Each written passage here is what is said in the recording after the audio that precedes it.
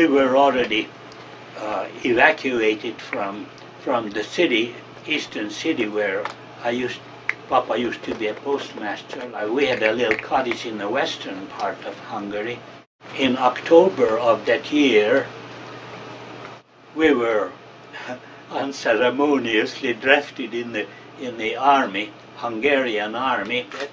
We started with our basic training in western Hungary, but the Russians have already flooded most 2/3 of Hungary, and they were getting to Budapest.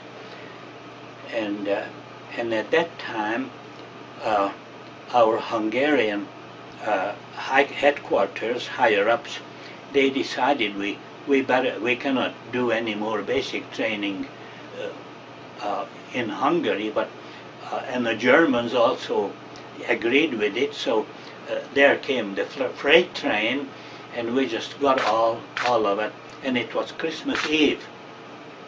In 1944. Yeah, 1944, and you ever seen a homesick bunch and just a broken-hearted? That's what we were.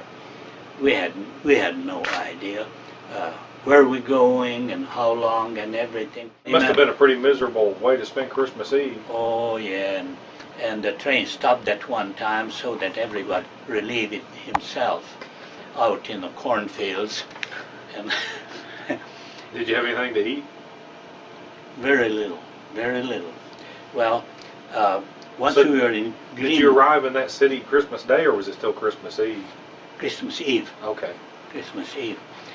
And then the Germans were very generous to let us all have a shower. By that time, we heard that they may throw us in against the 3rd U.S. Army. And we had no desire to do that, so we went AWOL. How many of you went AWOL? Just me and a good buddy of mine, and we got hold of a little wooden hand wagon, not like the red wagon, but larger, and we put our stuff in there. In the evening, the farmers put us up in the hayloft, and in the morning they called us in for a nice breakfast. See, here is the night, you know, and here is where we stole that little wagon and started. Did you draw? Yeah. Make these drawings? Yeah, these two. And here is every morning the farmers, they really took care of us. One morning we woke up, we were awakened to a boom, boom, boom, boom, da da da da da da da da da. And that was, I said, hey, Emmerle, let's go down to the valley. And I hear the U.S. troops. And that was the very first U.S.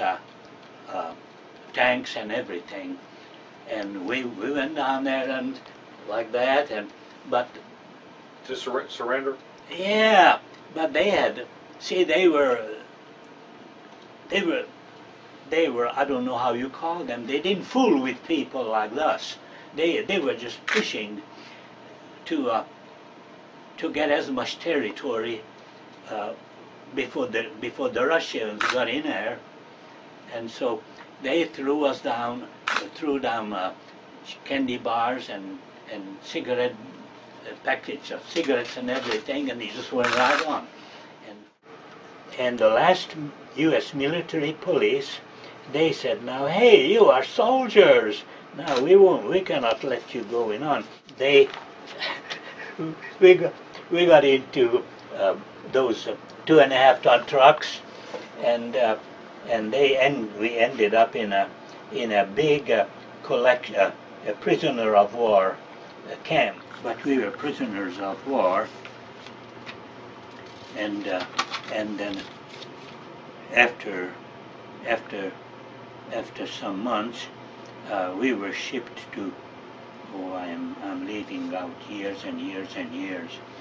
This is when they took us, some of us, to Dachau, that used to be a concentration camp, you know, and the crematorium and all that stuff. I cannot see. That's February of '46.